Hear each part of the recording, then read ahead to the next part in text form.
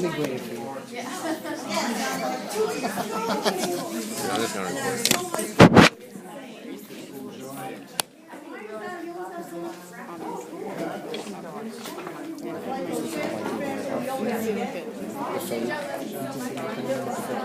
Yeah, that's what I'm missing.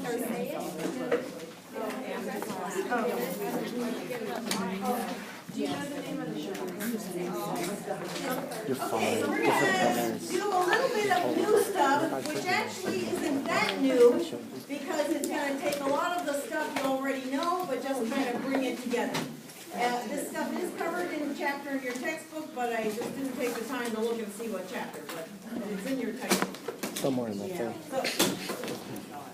Okay. Never looked at it once. Also your handouts package. Make sure you check your handouts package. So the strain concept is about how the strain of a species can differ. So a strain is a genetic variation of a species. In other words, the same species just differs in one or a few genes. But that little difference can really matter. It can affect the virulence. For example, remember we had talked about normal flora diphtheroids in your nares, respiratory tract? It's nice. Wouldn't harm you. You just But said you then like that there new is folder a that you strain I like that bottle, dude. of Corynebacterium diphtheriae.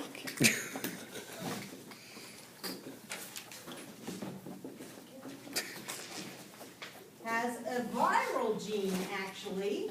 So it's a strain, okay, that has a gene for a pathogenic toxin. I'll just put viral in parentheses for you.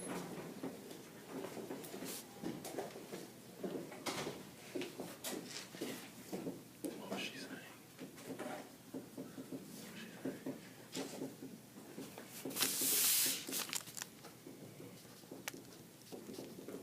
Okay, if they have the toxin, that makes it very virulent.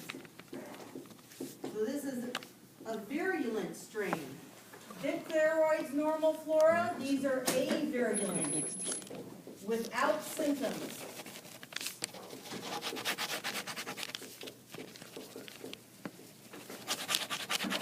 Virulent or virulence and pathogenicity are actually two different terms. Sometimes they're used interchangeably. So you know what a pathogen is, a disease causer. So pathogenicity is the capacity or the capability to cause disease. So this Corynebacterium diphtheriae is a pathogen, but there are many avirulent strains that are normal flora.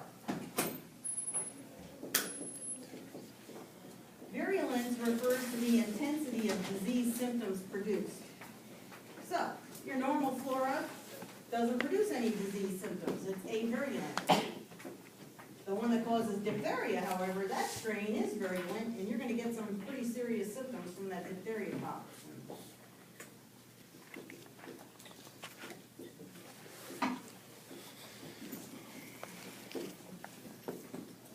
Here's another example.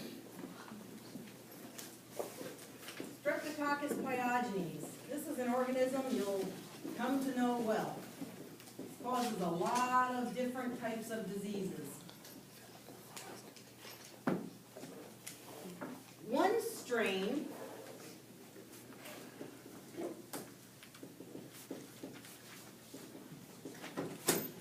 produces an erythrogenic toxin.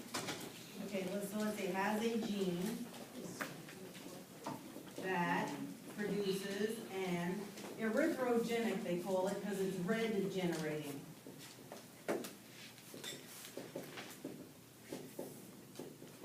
And that particular strain is virulent. This virulent strain causes scarlet fever. I've had students, and yeah, I've had students who their kids have had it. My daughter's had it. Me too. Yeah, I thought so too, but yeah, kids still get it nowadays. I was like, really? And one of my students came to, oh my God, my baby's sick, and she showed me pictures, and I was like, damn. It's got scarlet fever. Yeah. So also, there's an example in your handouts package of streptococcus, oh no, I'll talk about that later. Yeah, so like in your handouts package, I talk about a capsule. If it has a gene for a capsule, it can stick better in your lungs and might be more pathogenic or more virulent than one that doesn't have a capsule. So you get the concept? Because I'm getting ready to erase.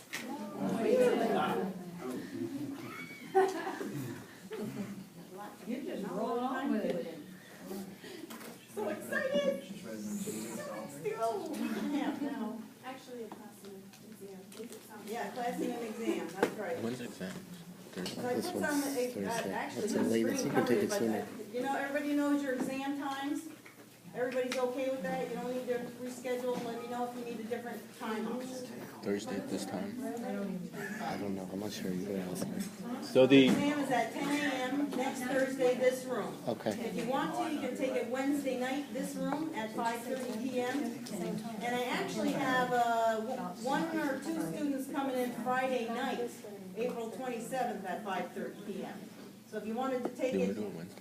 this week instead of next week, you can take it Friday night. I'll do it Thursday, Wednesday.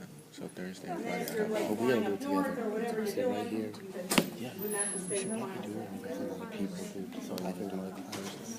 Wednesday to Thursday was a class, not like Friday. It's like 2 or You 3 can take your people. final exam next week during finals week when you're supposed to, but There is. some people go away. And so if you want to take your exam early, you can take it this Friday night at 5:30. Okay. We'll talk about it. We'll get So together. I'll Because that tell was the the class on guard to Saturday. look for you. The I know. building's gonna be My locked, friend doing that. so I'll be there with the guard to let you in. Yeah, I'll have them. Yeah, it's kind yeah. of like this. This is bad. I'll find you one way or the other. Yeah, Oh, dude, if you can get your friend and Tom. write me down your phone number. I'll call you if anything happens. Always. Yeah, we're gonna Nick review is Thursday I and don't today. like to, but Tommy. Okay, ready? You know about dude. If we sit 3 of us together. Okay, so the strain concept of it, or the strain affects virulence. Now we're gonna talk about different virulence factors. In other things, the words, things that affect virulence factors. Even if it's just me and you, we can help each other. Just to get it past the Got a 70. And this is very generalized because we're running out of time. What's your Look percentage? at that fancy virus. I don't know, buddy. I haven't I haven't gotten anything. It's like updated since the last Okay, time. so these are things that affect virulence, and we're gonna break it down into two major components. So I'll give you the whole list and then we'll fill in the blanks. You got it all done, right? I'll give it a big Roman numeral 1. The first category is invasiveness factors. I'm a- In other words, Thursday. how the virus enters your body. I take my practical Wednesday night. And after that, Not just the virus, could be bacteria, I fungus, have whatever. pictures on here. So. Then I wrote the essay last night. How the virus enters your body, the most common way to cover this is with portals of entry. Now, how a microbe enters your body is going to affect its virulence. That's my point. Let's say I eat a handful of dirt. I swallow endospores of tetanus, gangrene, whatever else is out there, endospores in the dirt, and they go right through my digestive tract and I poop them out and I'm fine. If I have a cut and I am laying in the dirt and the gangrene endospores get in my cut, then I can get gangrene. If I step on a rusty nail and I get endospores of tetanus in my puncture wound, I can get tetanus.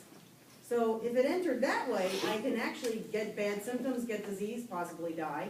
If it enters another way, maybe nothing's gonna happen. So how it enters your body is gonna affect its virulence.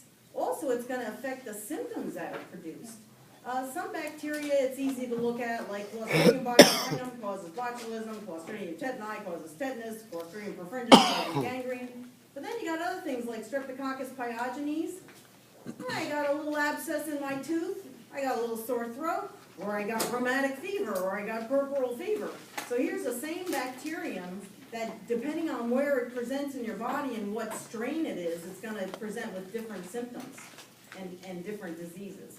So kind of all over the place. But the portals of entry, where it is in your body, how it enters your body, all those things are going to affect its virulence, the type of symptoms that are produced, and how bad a disease you get. But the 4 common portals of entry are, one is the parenteral route, and that means through your skin. So what kind of diseases enter through your skin? For one thing, vector-transmitted diseases, like malaria through a mosquito bite, rabies through an animal bite. Anthrax, there's actually 3 forms of anthrax. One is the respiratory form. The endospores get in your lungs and start germinating in your lungs, produce toxins and kill you. The other form is the skin form. If you get like a scratch with endospores in the scratch, you'll get the skin form, you'll get a big lesion. And the other form is actually a digestive form, a gastric form. And somehow, when you swallow the endospores or whatever, the bacteria, for some reason, the endospores, instead of passing through, will germinate in your digestive tract and you can get a digestive form. So there's different forms. So vector-transmitted diseases are common in the parenteral route. Remember MRSA? Most people are colonized in their respiratory tract with MRSA. But if a person has MRSA and you have an open wound, and you touch the gym equipment, or you go skin-to-skin contact, or there was one athlete got it from the grass on the football field, it entered through the skin. So that can also enter through the skin. Even though a lot of people are colonized in the respiratory tract, it can also get you through the skin. What were the other ones we mentioned the other day? Isn't the codon the Just for can't happen to think of chain that right now. of the MRSA, But if it's not for yeah, we complementary, just did what does some that last usually night, now I mean? can't remember. complementary strain? You have your translated strain. Right. Like, so you have your ordinary. So you set up the original, the translating, the translating strand, and then the complementary. The complementary is the one that's getting coded. I think that's your. No, it's not. That's what I'm saying. Some things can present different symptoms depending on what part of your body it enters through. Okay, so that's not through the skin, okay. Yeah. Yes. Well, that's not really. However, you do make a good point. If I have a surgical site and my patient's Staphylococcus epidermidis normiflora gets inside my body, then it's an opportunistic infection. So that's a good point. So surgical sites, Give me wounds. 1 second. Oh, yeah, we just did one. We did, the wound was gangrene, right? So that's through a wound, so surgical sites. And that's why it's important for, if you're working on somebody, you don't wanna get their flora in their own wound, you know, or yours, for that matter. The IV cells also. Yeah, wound sites, IV sites, those are a big problem. Those indwelling catheters, the ones that they leave in there all the time. Especially the pig ones that they flip back and Yeah. they don't cover it back on. So that's the parenteral route, and when you go into nursing, they're gonna count every route differently. They're gonna have the eyes, the nose, the ears, you know, all That's these your different MRNA, routes, but I okay. just narrowed it down to This is a 4 codon. Right. Next route is your respiratory route, So this is your main one mRNA. that we talked So now about your a mRNA lot. is gonna go to your TB, good. ribosome. And your also ribosome is flu, gonna we read talked this, about flu viruses And then and it's cold gonna get a viruses, tRNA. flus and colds. Your And tRNA is gonna carry. bacterial pneumonias, Since this is viral A, pneumonias, it's gonna be that G. kind of stuff, This pneumonias. is U, it's gonna be G. This is G, it's gonna be C. This is your anticodon. This is your codon. Yeah, there's a This is your respiratory anticodon. form of anthrax, yep. Mhm. You Okay. inhale those endospores germinate in thank your you. lungs. You can explain it. What? Like black mold. Yes, mold would definitely, You would aspergillosis have, is yeah, a you. fungal infection in your So lungs. this one, So it could be molds. And, for you, it's what? MRSA. G. Yeah. Yeah, you can get that through your respiratory route. I got you. It Yeah. doesn't matter. The code, I was just wondering Code on, what that type was. code on. Yeah. Straight as mud. Like code. Code on code. Oh, yeah, I wanted to mention chickenpox, because I put that one on your test or your final. Chickenpox, okay, it manifests in your skin. The virus will travel and eventually get the vesicles on your skin. But you actually contract it from respiratory droplets. Same with the measles. Yeah, and leprosy, like TB, you also get that. Chickenpox, measles, so that comes from the respiratory route. Even though you get marks on your skin, you get it through the respiratory route. Then there's the gastrointestinal route. And we talked about different types of food poisonings. You have gram-positive food intoxication. And you have gram-negative food infection. A big one nowadays, stomach flu they call it, is Norwalk virus, or now they call it norovirus. Hey, that's my, Oh, it's your virus model? virus. See, she's got it right there. We talked about Giardia, which you can get from contaminated food or water, more likely, because the cysts and salmonella, that's a good one, that would be up here with gram-negative. Salmonella, food poisoning, E. coli, food poisoning. The gram-positive is botulism or staphylococcus. Staph food poisoning. Giardia, remember Cryptosporidium, the scourge of Milwaukee, in the movie, one of the first movies we saw. So you got protozoa, you got viruses, you got bacteria. Possibly you could get mold contamination of your food. I've never had a problem with that, but some people might be sensitive. There might be certain molds you could swallow that could make you really sick. Of course, my mother made me eat the moldy bread, I'm probably immune to it. Remember Entamoeba histolytica?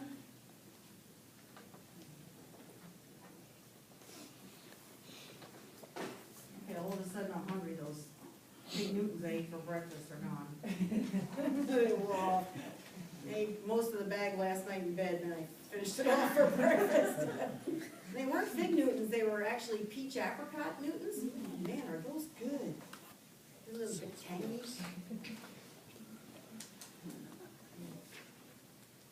All right, last route of entry. Genitourinary. So this is gonna be stuff like urinary tract infections, because it goes up your urethra, and also your STDs. A lot of the STDs we talked about, you get through intercourse and that kind of stuff. Like HPV, and you get AIDS that way, and you can get syphilis and gonorrhea and chlamydia, all those nasty buggers. Okay, so that's A, how the microbe enters your body. How about like blood? Like, you know. That would be parenteral, actually. So anything that's blood transmission would probably have to go through your skin at some point. And mother to Mother to child? fetus, that's kind of a whole other route all unto itself, but that might actually be blood-to-blood transmission in a way. It's blood group.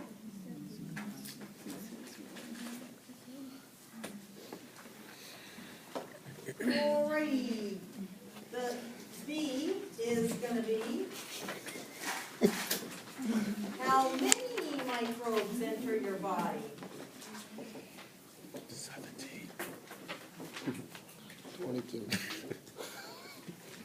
How many is gonna affect virulence? And they actually try to measure it. So they have a measurement that they use at the FDA and the EPA and stuff like that. It's called the ID50. And that's the infectious dose 50.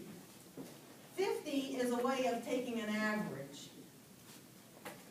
So, they'll get like 100 prisoners, have them do all the legal paperwork, and inject them with hepatitis B, for example.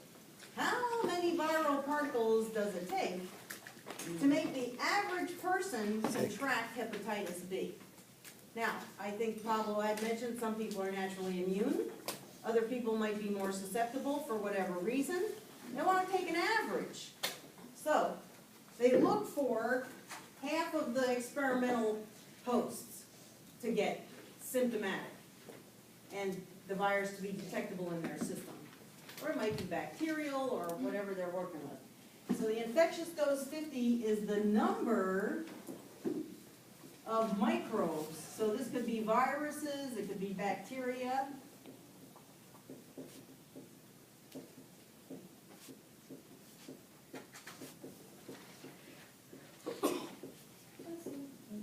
This is hypothetical. They don't actually do that, right? Oh, yes, they do.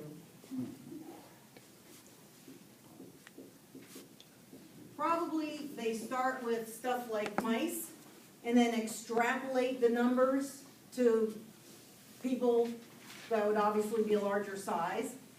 But yeah, they actually do have human experimental hosts for some things, but there's a lot of legal paperwork involved.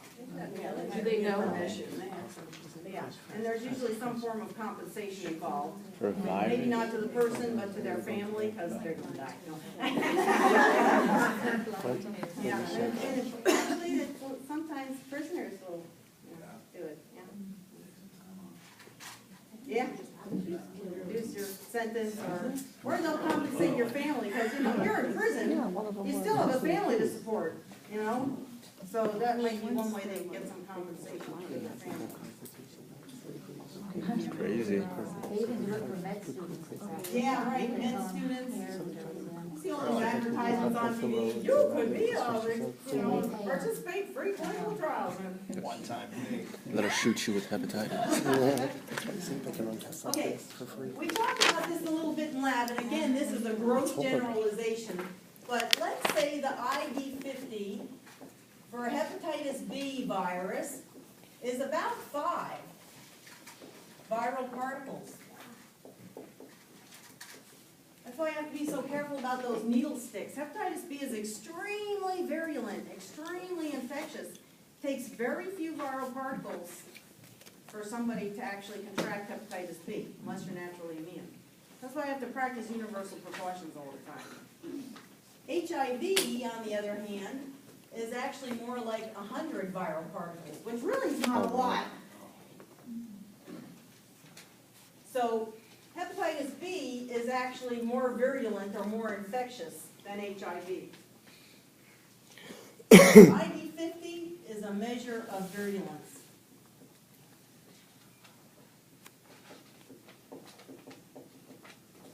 So the synonym for virulence is infectious. Yeah, well, virulence actually refers to symptoms. So in this test, they're looking for symptoms. So they wait till they see symptoms show up, and that's how they measure virulence. But in a way, it is infectious. There's also, like, how many does it take to make you get sick enough to produce symptoms? Yeah. All right. The 50 comes from, they're looking for. Like an average, the average guy. So out of 100 people, if 50 of them get sick, yeah. Which is called ID. And that's a good point. You want to remember, for all these things, the bacterium, the virus, the fungus, whatever, they have invasiveness factors. But what it's going to come down to is the individual patient. Because remember, every body is different. You know, you might come into contact, somebody with a big old sneeze right on you, you never get the flu. I could be like over here, somebody just, ka-choo, you know, oh God, I'm desperately ill, you know, so everybody's different. And you might be susceptible to one thing that I'm not, and I might be susceptible to something that you're not susceptible to. So, and we really don't know as much about it as we think we do. And even if we did know about it, we haven't like measured everybody's susceptibilities to every different thing, because that would kind of be hard to do. I mean, you might be susceptible today. Yeah, that's the other thing. You change over your lifetime and probably on a daily basis. And also, remember, you have natural microflora. Right now, they're doing a thing called the Human Microbiome Project, where they're actually trying to assess what our normal flora are and try to understand how our normal flora actually affect what we're susceptible to and what we're not susceptible to. And if your normal flora changes over your lifetime, that's gonna affect your immunity over a lifetime as well. And now, here's the other interesting thing. They now finally, hello, it's 2012, we're starting to get the picture that, oh yeah, the microbes that live in us, which by the way, you have more bacteria in your body than you have human cells. Okay, so it's a major influence on your body.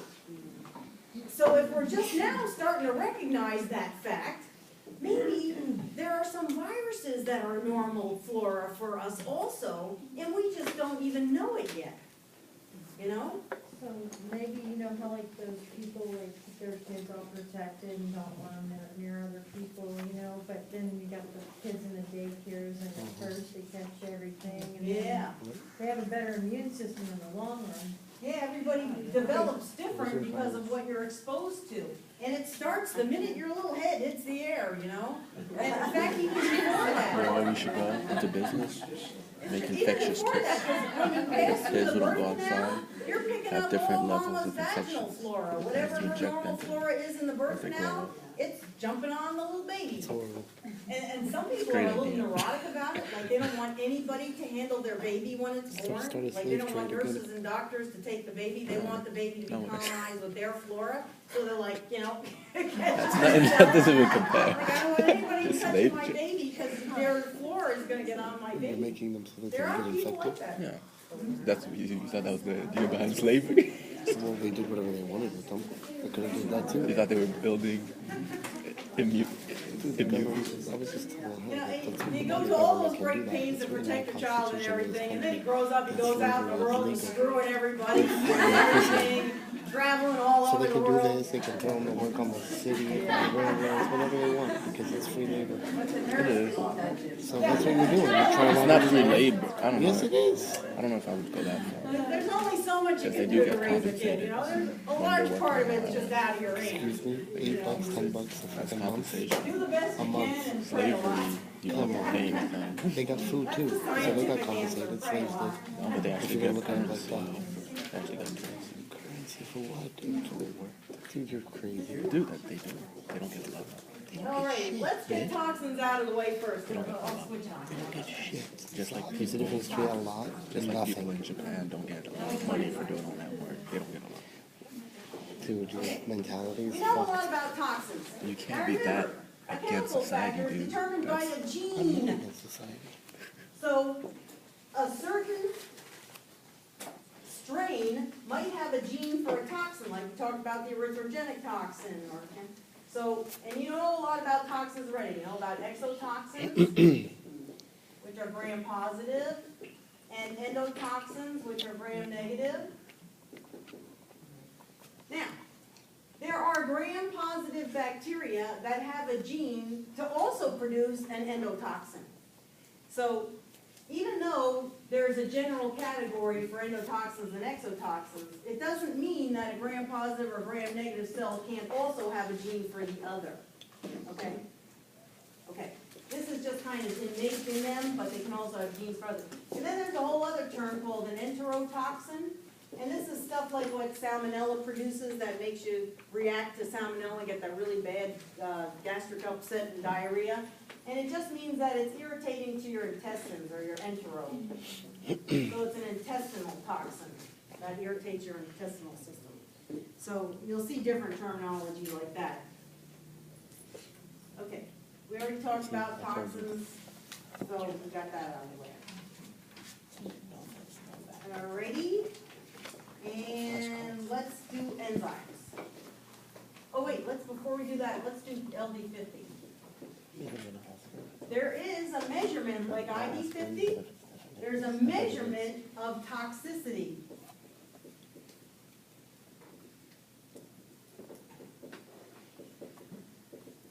Of a toxin or a poison, and that's called the lethal dose 50. Now, when I was in graduate school the first time in Ohio, there's a lot of reptiles in Ohio, you know, there's a lot of countryside. So, anyway, I worked for a herpetologist, which is lizards, snakes, amphibians, you know, toads and salamanders and stuff like that, and frogs. And so, in those days, girls didn't go into science, particularly not herpetology. So I was the guinea pig. They'd like send me out in the field and wait for the snakes to come out and get me, because I just seem to attract them for some reason, because I don't like them. So, but anyway, so I had these friends, and they worked for the EPA, and their job was actually to catch snakes, like in the local Ohio populations. So we'd travel all over the state. They would catch snakes like, hello, copperheads, thank you very much. Milk the snakes for their venom. I didn't do it, they did it. They just sent me out there as bait. And they would milk the snakes, and then they would have to like inject snake venom into mice and stuff and do calculations, and they'd actually try to figure out the lethal dose 50 of these different snake venoms. Oh, that was fun. I wonder why I have dreams about snakes. They say that, somebody told me this actually, it was the lady at the shoe store. She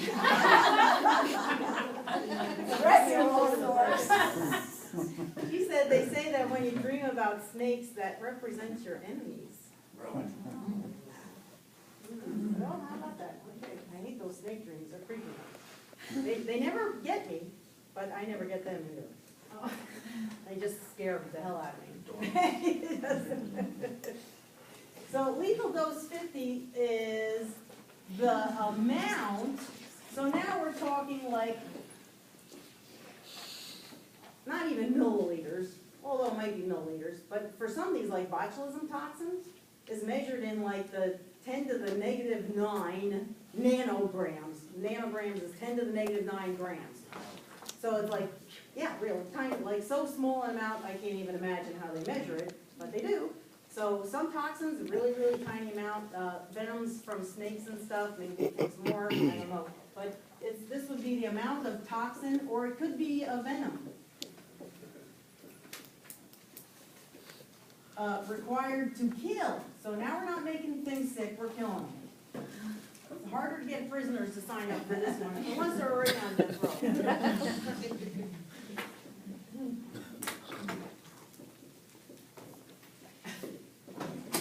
So now they're not hosts anymore, they're just experimental subjects, animals, whatever they might be.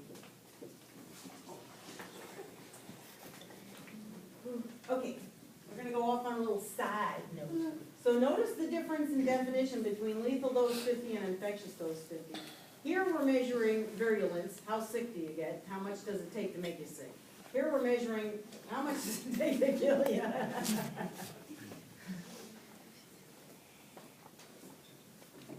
In your handouts package, you also have a little section on passive vaccination versus active vaccination. Passive vaccination, these are things like antitoxins and antivenoms.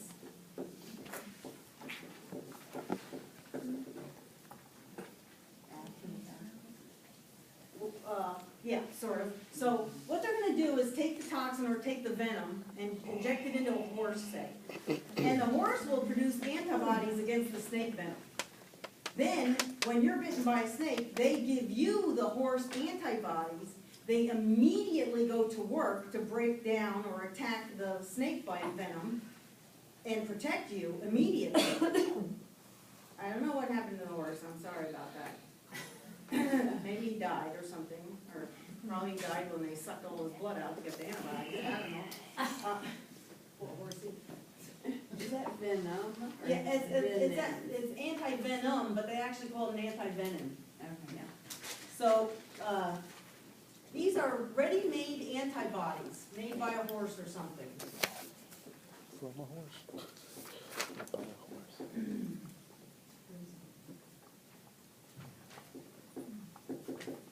So that's what's in the vaccine, injected into you.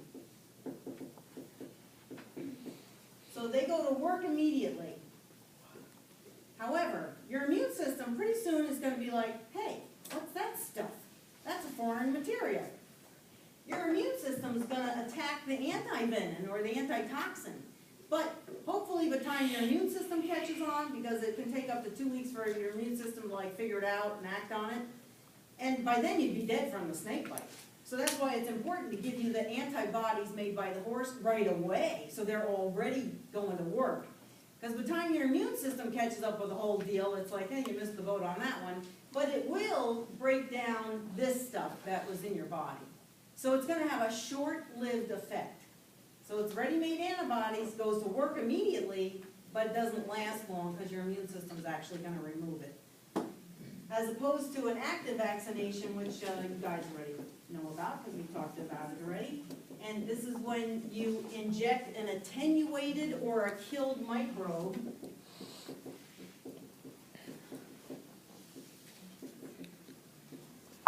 Oh, let's call it a pathogen, attenuated or killed pathogen, and that's to stimulate your immune system.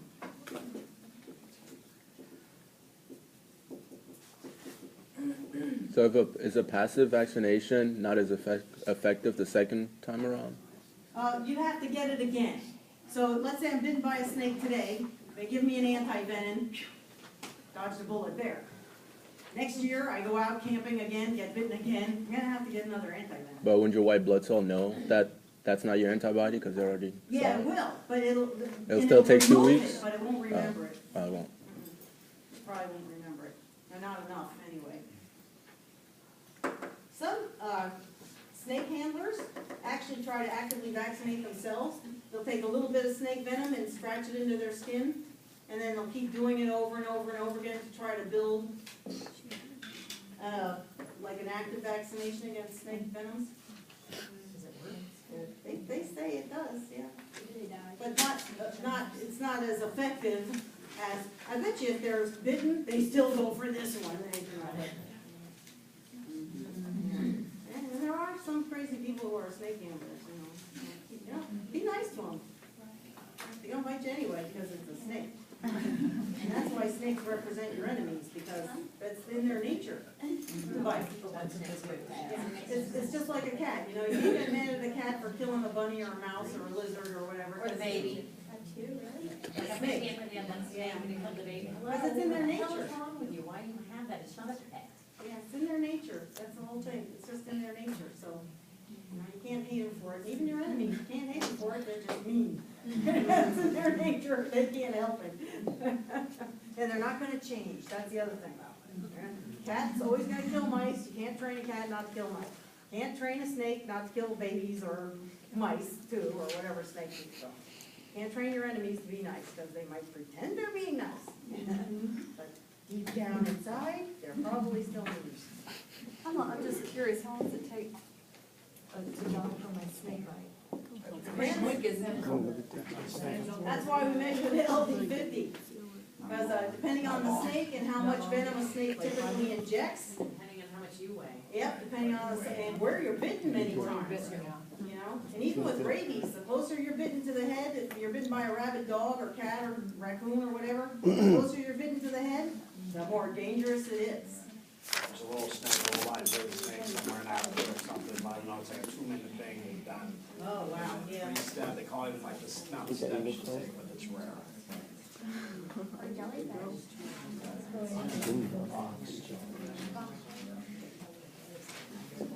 Those jellyfish things are nasty.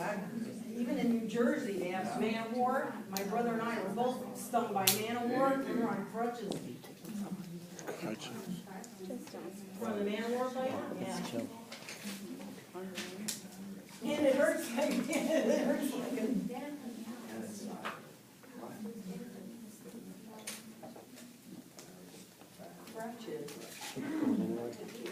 If your leg swells up and it feels like it's on fire and tingly and it's bright red and swollen and you can hardly walk. Did you get the thing stuck in your heart?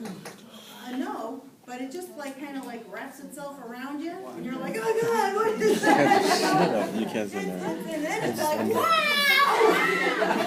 We're talking about snakes. Yeah, you made me jump. Because I'm thinking about the nematocysts and the jellyfish here. Jersey Shore. Yeah, and then by time, not even by time evening comes, but within an hour or two, it's like, your leg like swells up, this big swollen red thing, and then you can't walk because you're like dragging